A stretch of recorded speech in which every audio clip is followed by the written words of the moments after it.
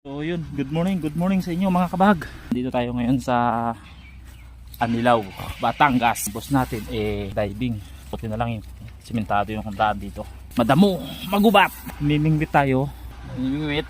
Tapos yung daan natin, ayan oh. Halumot. May dala tayong balde na may yelo.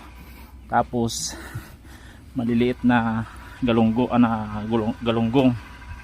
Gubat na lang yung daanan natin. Ngayon lang ulit ako nakababa dito mga kabahag.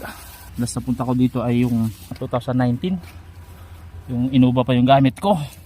Ngayon Altis ang gamit natin. O, medyo kinabahan ako kasi baka ako sumayad yung ilalim. Shoutout sa mga kasama natin na wala dito ngayon, na dati sila yung pupunta dito.